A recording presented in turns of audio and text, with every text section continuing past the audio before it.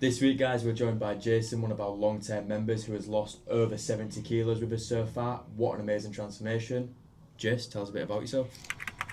Well, yeah, I was out of shape. I've made some notes here.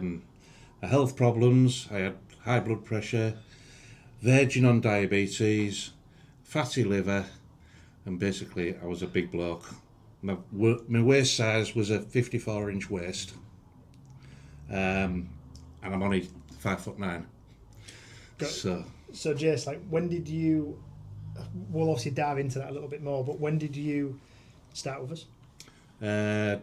2021. So it's 4 years. 4 years in. Yeah. So obviously in 4 years you've lost over 70 kilos, yeah. Which, look, is an amazing turnaround in that time. Yeah. Now, I remember back in an area of the gym training one time. I can't remember what I was doing, and I'd looked over, you was there, like we'd always obviously have a chat and that anyway, and he was training with Nick at the time. Yeah.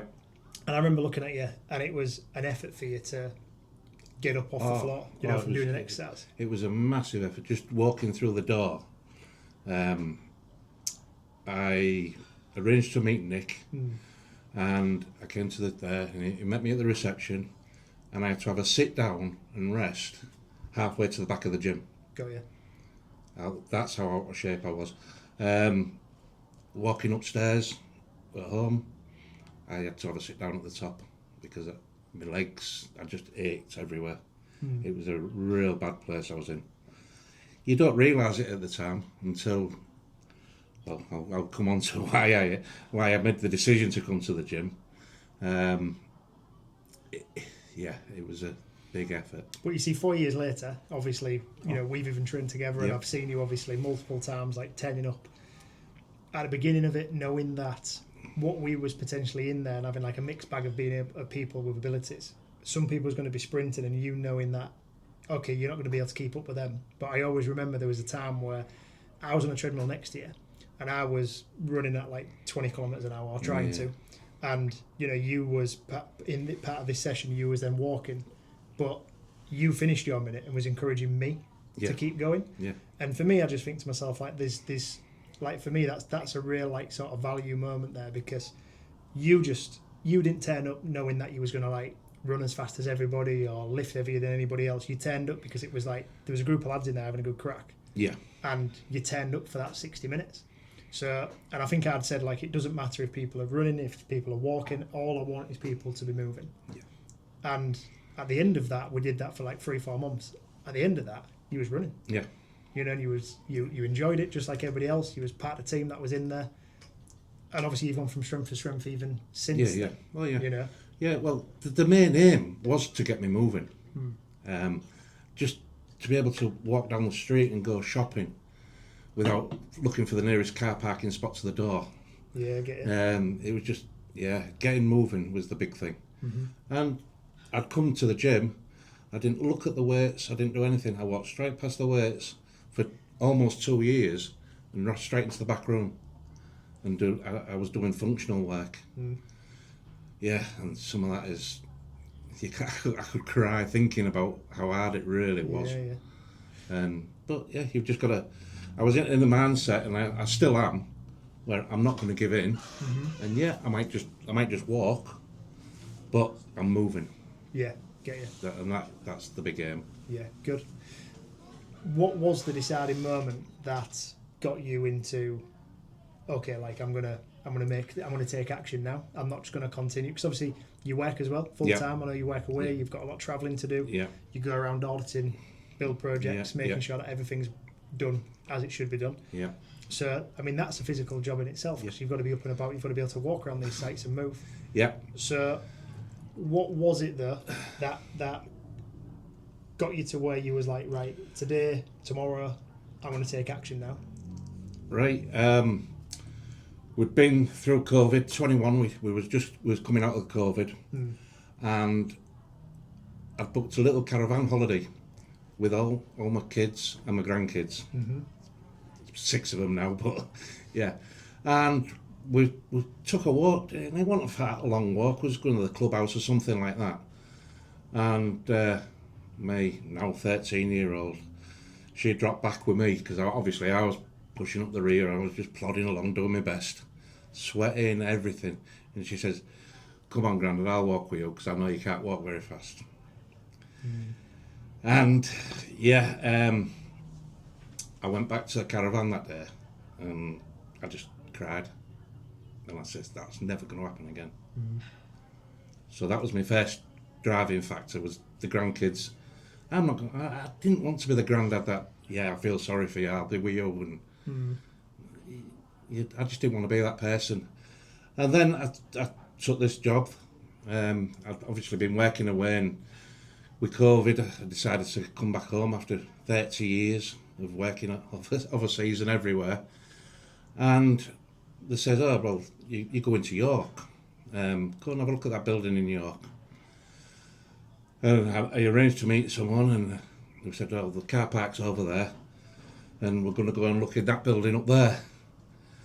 Well, I was in a right state on that day, because I had to walk uphill, then walk around the building. I was sweating. And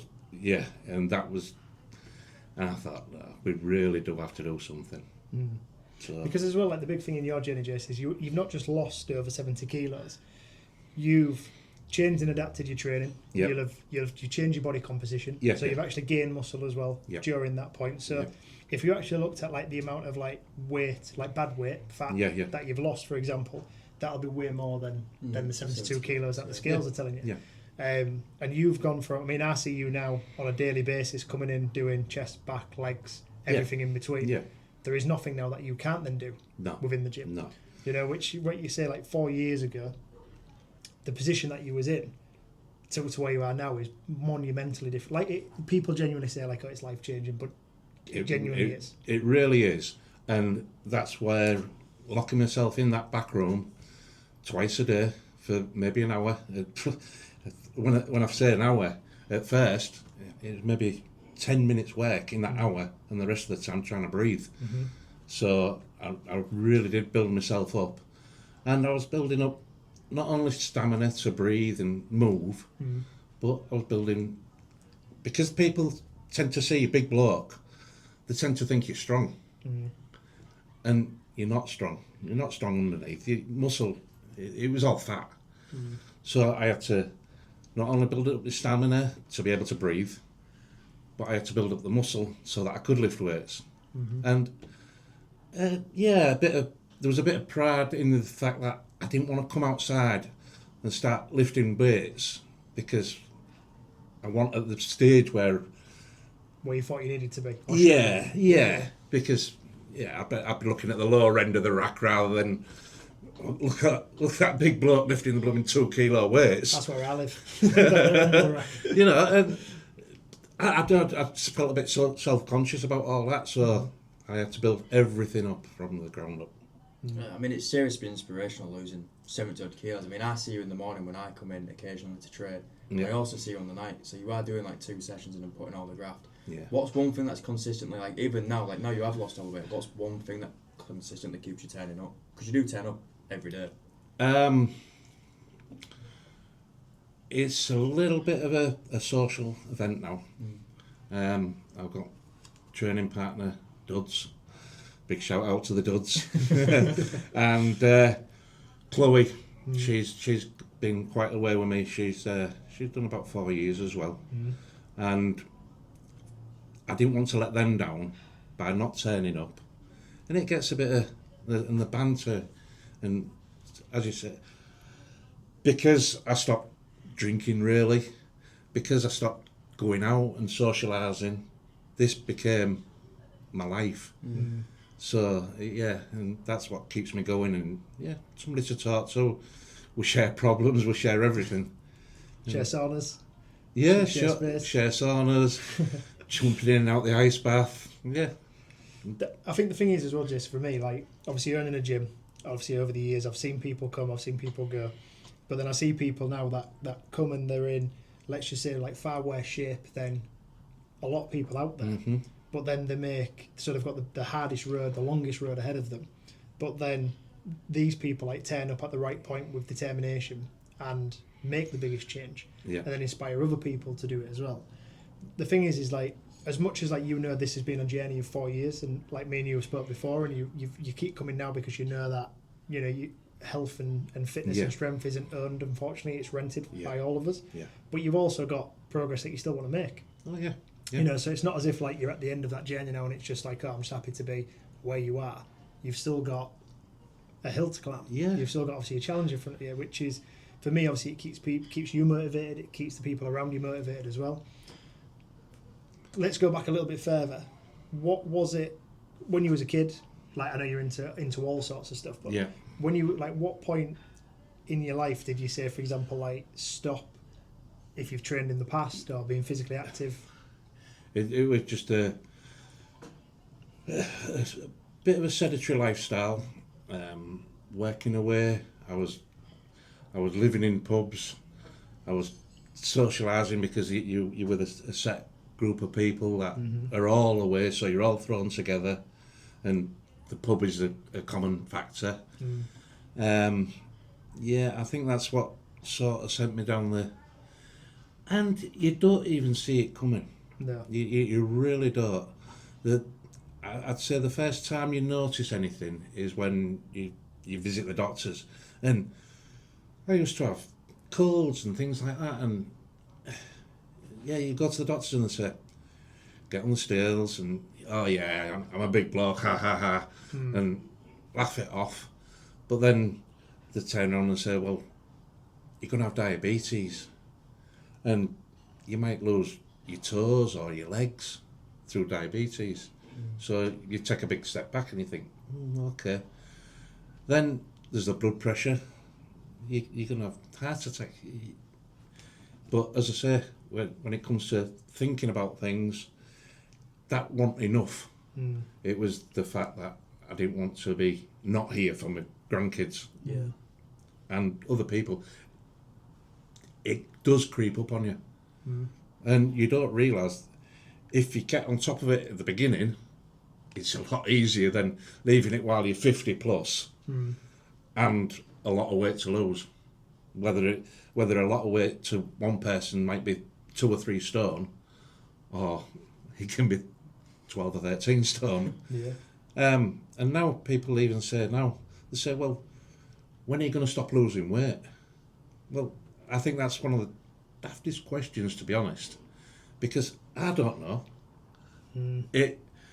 I'm eating well, and the lessons I've learnt along the way to eat well.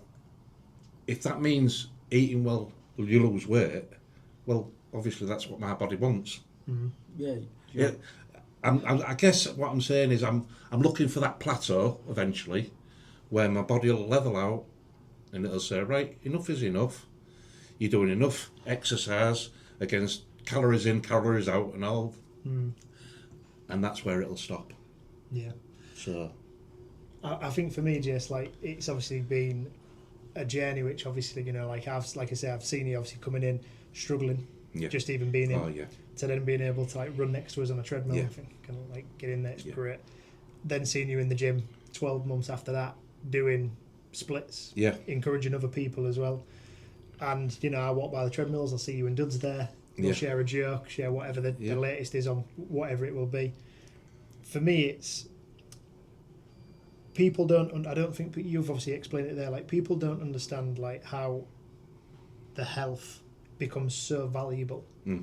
Because obviously, when we're younger, we all think we're all made of rubber. We can all bounce. We can all obviously do whatever we need to do. I was discussing with Dan yesterday how like I remember coming home from school, not having a great school dinner. I'd have chips and gravy and a bread cake, and then I would have a tuna sandwich when I come home, and then I'd be running, and that tuna sandwich and packet of crisps had powered me through rugby training, a gym session, running to and from Total Fitness, and it was crazy. But as you get older, I mean, I'm fairly free now. I know people my age that have taken the wrong choice over a decade, and how that massively impacts them, and then let alone 2 decades. 3 decades, and unfortunately, we do get to the point where, like, if you hadn't done this in this decade, Jace, and then you'd have, say, for example, left it another 10 years, like, how hard would that have then been for you? you know, to then sort of to come back. You know, again, I speak from experience of like seeing my dad in the journey he's gone on, which is very similar to you, and how much of an impact it's made to his life. Just the ability to walk. Oh, yeah, and we do have the crack at me and his dad, You know, so for me, it's great to see. I wish like we'd be able, obviously, hopefully doing this like podcast as well and speaking about it, and telling people more and more about other people's journeys within the gym and also outside of the gym. Yeah, it'll obviously lead to one other person, if not more, then looking and going, well, you know, he's done it, and he's just like the rest of us, like watch the same programs, eat the same foods. We just need to start. Yeah. If one person took it away and says, right, okay, I'm gonna not copy him, but I'm gonna do what he did, and let's try and do it. It's a total lifestyle change, and me personally, without being big-headed about it, I think it's one of the hardest things you can do is change your full lifestyle. Massively, especially when you've been doing it for so long. Yeah, the other way. I mean, we all know people that will come to the gym 3 or 4 times a week, but then they'll go out and party all weekend, and they'll eat all the burgers and the pizzas and everything else, and 10, 20 pints or whatever, and then they'll think, well, I go to the gym, well, I'm not changing. It is a lifestyle, and you have to get quite selfish with yourself and other people. It affects everything. Yeah, you've got to fully commit to it, which obviously you yourself you have. Like I say, I see you most days, twice a day. When I don't see you, I'm like, where's Jason? You're part of the fence, a good part of the community.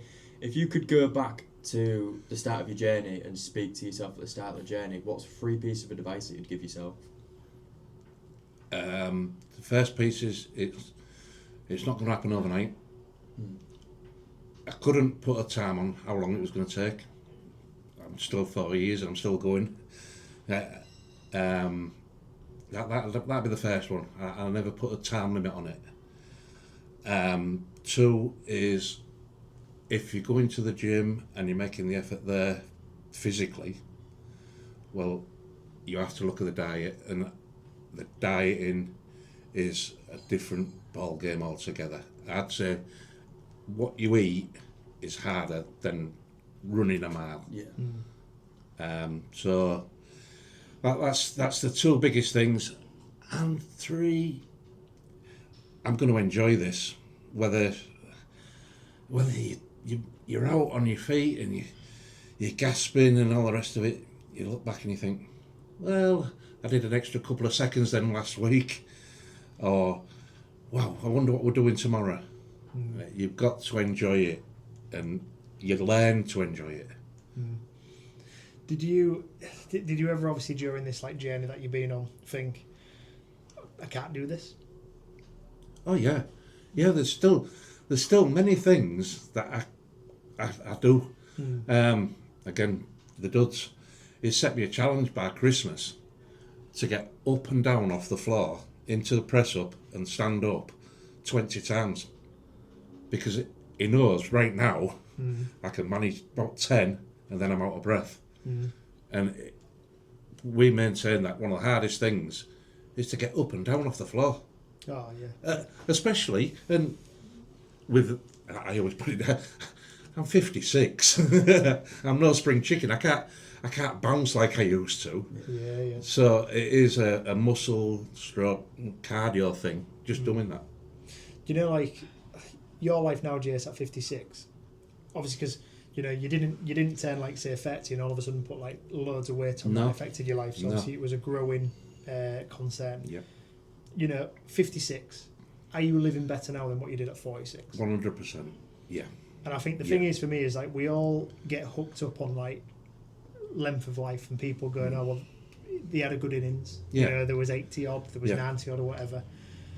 And I think to myself, look, like what we really should be doing is going like, yeah, but what was like our quality of life? And like, you know, you've just said like, you know, you'd struggle to get up the stairs. You'd struggle to walk on a day out with your family and things like that, where you've just said like a decade has passed, you've got 10 years older, and yet you are more capable today than what you was at 46, maybe even 40 years old. Yeah. So nearly 20 years on. you're going to end up being so much more capable at 60 than what you was at 40. Hopefully, yeah. And mate, you will be. Like, you know, I've seen the last 4 years, and I just think to myself, like, once you build up that momentum, it's very hard to stop it. Yeah. You know, we are creatures of habit at the end of the day. Yeah. And once you get into like good communities, and obviously, like you say, you found duds and other people as well that are along for that. Yeah. It's so hard to then like. It's not so hard to break because look, I had a pizza last night. Yeah. We all have treats. Oh, I've yeah, said to you loads of times, yeah. like, life's for living. Yeah. However, it's knowing then I've got to get back on this. Yeah. You know, I can't fall off it. Yeah, and through the last 4 years, I mean, it's no secret, I like my holidays. Mm-hmm. And I've been in the gym 2 hours before getting on a plane. And then I've been back in the gym about 2 hours after getting off the plane the night before. Because I've got to make that mental switch. Mm-hmm. When I'm on a holiday, enjoy yourself, yeah. The last thing I want to do is a run or go in the hotel gym. I want to enjoy myself, and usually you'll find me at the bar. Yeah. Because it is one of the only times that I do let myself go, and I enjoy a beer. Yeah. And I found that, but I don't.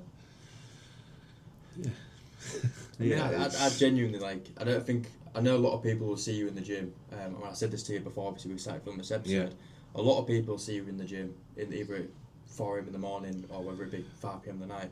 And I genuinely don't think a lot of people realise the outstanding journey. I mean, I'm going to put a photo up on this video of your journey. Like, you have lost a serious amount of weight. You've actually nearly lost my body weight in weight, and that's without putting on the muscle. And like looking back at it, Jace, I remember when you did start the gym. Yeah. I was still working in. But you started with Nick's, and you know you're struggling now. And then like when I get you at 5 a.m. in the morning, I walk into the studio and you're there sprinting on a treadmill. Yeah. With duds, and I'm there like struggling to hype myself up to do four squats before I walk out the room. We might be busy on the treadmill, but we do see you sneak in every now and again. Yeah, every now and again sneak in. I do about 2 sets, and I'm like, Yeah. I'm on that level of commitment. But I think it's seriously inspirational, and like for people who are on that journey, what's like a piece of advice you'd give them now? Just find somebody that will enjoy it with you. Don't even have to be at your level or wherever you are on your journey, but you've got to have somebody to turn up for.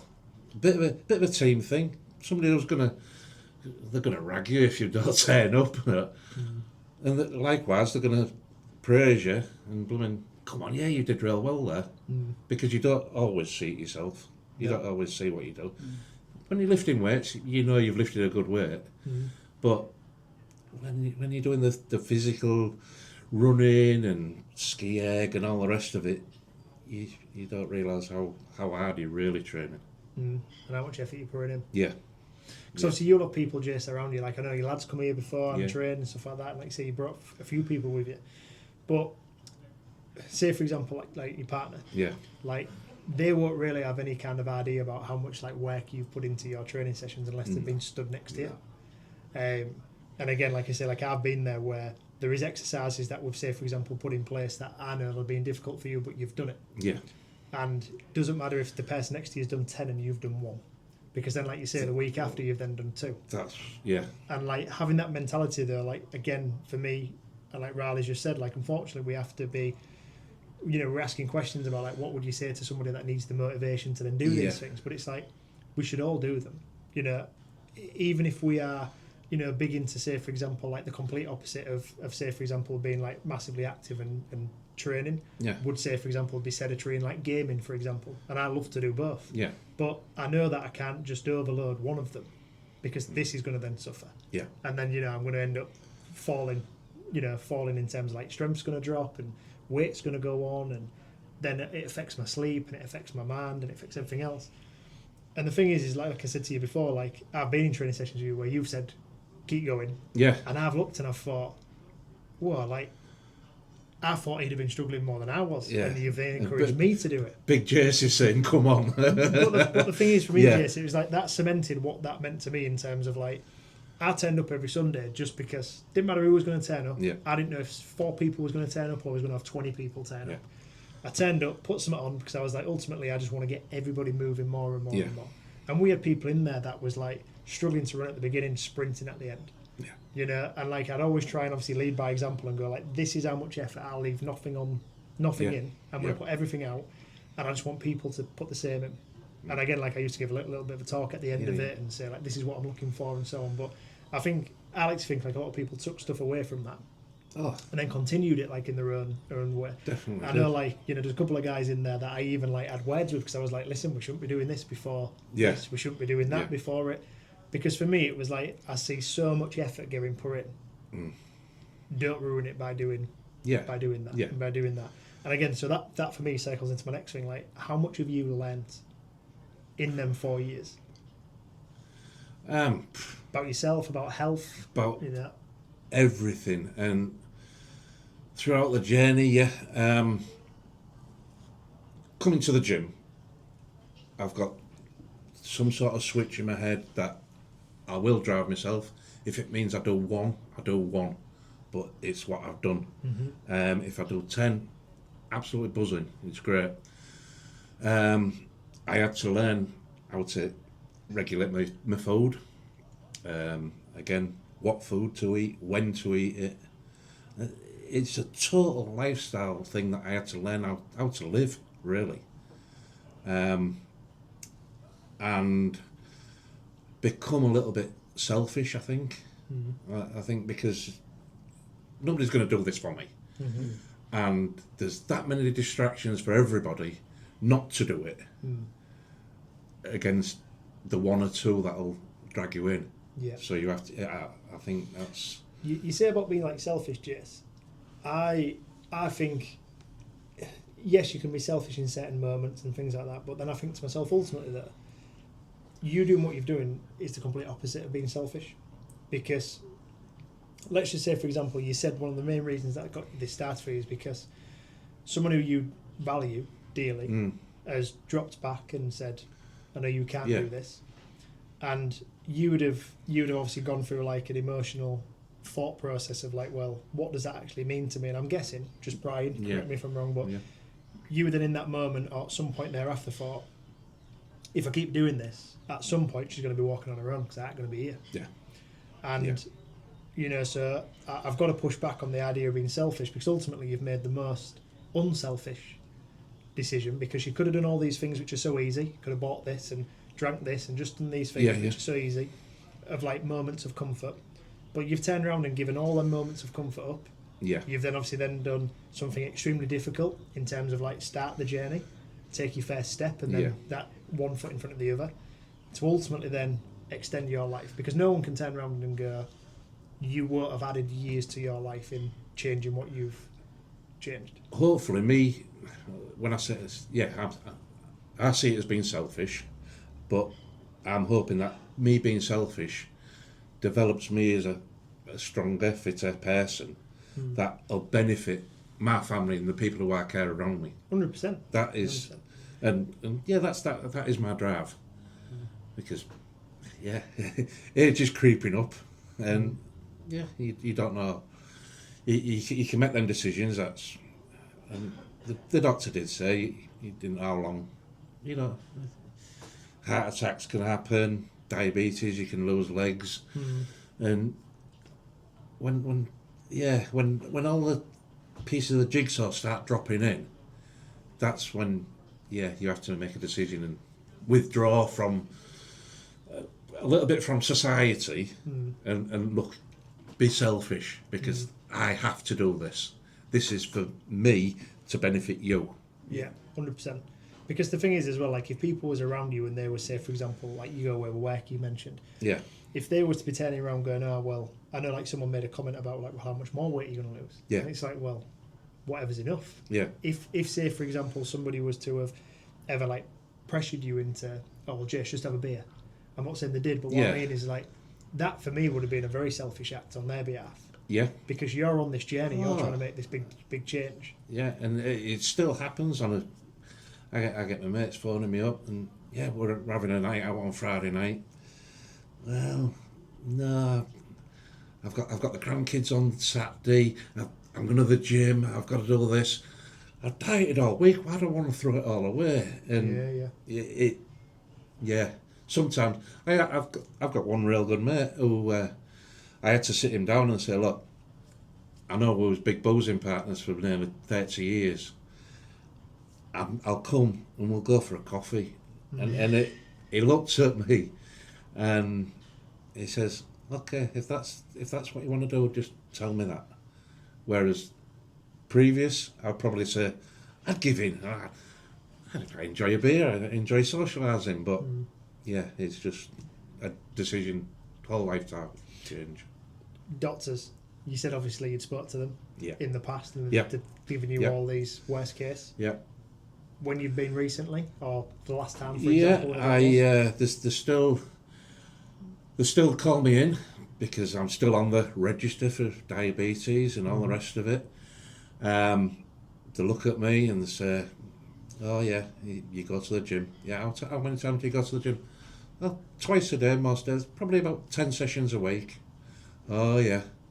And they look at me as if, and I say, well, let's do the bloods, let's do the weight.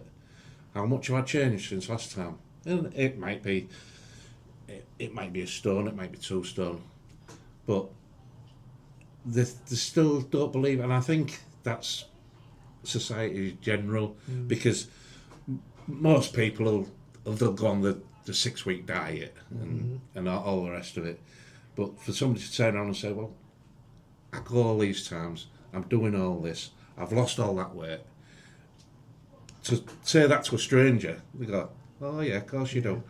Yeah, they don't believe it. I think it's only 16% of a population up and down the UK like members of a sports club or take regular activity or even are members of a gym. So chances are, like, you know, we go into Asda, for example, across the road. Yeah. Out of 100 people we ask, 84 of them aren't going to do anything. No. You know, and these include younger people, middle-aged people, older people. So it's only a matter of time before even if they didn't put like weight on, before their bodies start to become lose strength. Yeah. Which makes obviously then them, say for example, going upstairs, everyday tasks more difficult. Yep.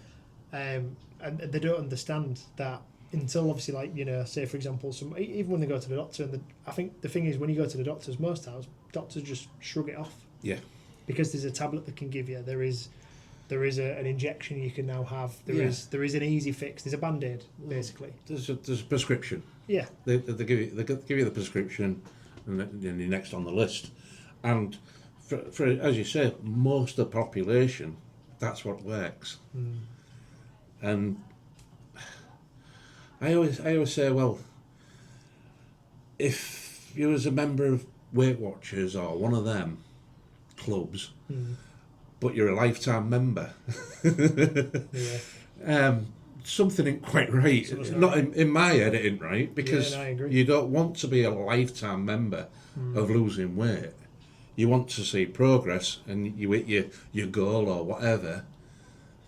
And because I think the problem is like people know that people have, like I always say, like a fast food mentality. You know, I relate it to one of the biggest brands in the world, which obviously is McDonald's. You know, you don't have to drive there anymore. I've said this before, but you can go to a window, say I want burger and chips, please. Drive to the next window, there's your burger and chips. Yeah. Like, and because we have been conditioned through, you know, you can order stuff off Amazon, get it next day. Yeah. Like, the NHS have, I guess, like when people go in for like these health appointments and so on, a lot of people don't realise at first that when something is wrong with them, anything from like a headache to being out a bit of breathlessness or whatever it would be, people don't realise that this isn't just like all of a sudden an issue. It's the sum of the last 10, 15 years. Yeah. But then ultimately, like the doctors that are then sat in front of them saying, yes, you have got like high blood pressure, or, you know, you're overweight, or how many times a week do you exercise and all that kind of stuff. When they're hearing all these things, they know that ultimately, if they was to turn around and prescribe somebody with 7 30 to 40 minute exercise sessions a week, they're not going to do it. Because people sat in that chair are just expecting them now to go, there's your prescription, this will make you feel better. And the problem is that, yes, like, you know, you can take a paracetamol to relieve a headache, but you're not actually solving the problem. You know, which again, Jace, that you've picked up on and you've gone through that process. Yeah. Your sleep must be better. Oh, of course it is. Yeah. Your lifestyle in general. Like you mentioned work. Yeah. Me and you will often, how's your week been, where you've been, and you'll tell me about some of the places you've been and the stressful days and then the easier days, and you'll tell me all these things. So you also mentioned to me there, though, that you went to work once and even just being at work was a problem. Oh, yeah. Yeah. What difference has it made to you at work? Now, I can, quite often I'll go and I'll turn up and it's on the top floor or something, and you go in and you have a look, and then you come down and you're writing your notes up and everything else, and then somebody will say, well, did you look in the room next door? Well, I know at one point I'd have said, oh, just take a photograph and send me it. Yeah. Now I'll just, and just fly it there and go and go ahead. And there is one or two managers and site managers and stuff like that that say, you're a lot more active, you're a lot more proactive, because you start looking for things rather than just what you have to do to get by. Yeah. You start looking for it. Yeah. I think it can be so crippling in life, like, when you aren't... I mean, I've been, touch wood, like, I've not often been injured, but I've say, for example, picked up a little niggle before, which is then, like, at one point I had a glass back, and when my back would go, I couldn't do anything. And even having, like, a short period of time out, being incapable of doing certain things was mentally torturous, Yeah. So, again, like, you just, like, your journey, I see you people talking to everybody. Yeah. And the more people that you talk to, I just think to myself, like, again, like, even if people take away, I mean, I remember I used to do this with you guys in the class. I'd say, look, I might give you 10 different points today, but if someone takes away one of them, then implements it. Has that little change. And there's so much, obviously, value in it. I was having this conversation, and obviously, in a year's time, we'll have another conversation. We'll even have it sooner, because you've challenged yourself, you found something else. So, like, we already know by Christmas, you're going to be coming to us saying, I beat Duds. Yeah. I've done it. I did it, yeah. So for us, like, again, there's another opportunity in there to say to people, I mean, if I know full well now, if me and you was to run across the road and say to anybody, right, drop and give me 20 bare Pete's, most people would look at us like we're crazy. Yeah. And I just, I look and I just think to myself, you should be capable of doing it. Yeah. And then the thing is like, you mentioned about the catalyst for you starting this journey. We have so many people that come into the gym for the first time, or like I'll have a conversation with someone and someone will say to me, it's all right, but I've had kids. And I think you should be able to do even more when you've had kids, because these kids are totally dependent upon us. I've not got kids. I know you've obviously gone through that process. I said process. You've obviously gone through that. You've obviously had a couple of kids and grandkids. Yeah. So for me, it's like, you will obviously understand as well, like, just your ability now to do far more with everybody. Yeah. It's such a value to you. Yeah. You're not using it as an excuse. You're using it for the reason. No. So again, like, what advice would you give? Again, I've picked up injuries in the last 4 years. I've had a bad shoulder, so I know Amy in the back room. She used to say, "Why are you always improvising?" And it's just I try and work around any niggle I've got or anything like that, because it would be so easy to say, "Oh, I've got a bad back," or "My knee hurts today," or "I've got a bad shoulder's gone. I can't. Oh no, I'm going to give it gonna need a rest day." I really don't believe in rest days. Yeah. It's well, I just got to keep going and overcome it. I've overcome so much in the last 4 years. I think the elbow hurting isn't going to stop me from doing this. I'll do twice as much on the other elbow. Before you started this, did you ever have any knee pain, back pain? Oh yeah. And obviously, you've gone through this journey. Ankles, everything. Are them things still there now, or no, they've gone on. I pick up a bit of a knock every now and again, or it's my tendons are tight or something like that, but no pain like before. See, and I think the thing is, again, like in that, so many people now will, I've got a bad knee, I've got a bad back. Yeah. And I think to myself, I mean, even now, like, people often will go down the route of, I've got I've got mental health. Yeah. And I think to myself, you know what? As a guy, and and I speak from some experience of like I've been really, really, really busy, or I've made a couple of decisions that aren't the best decisions.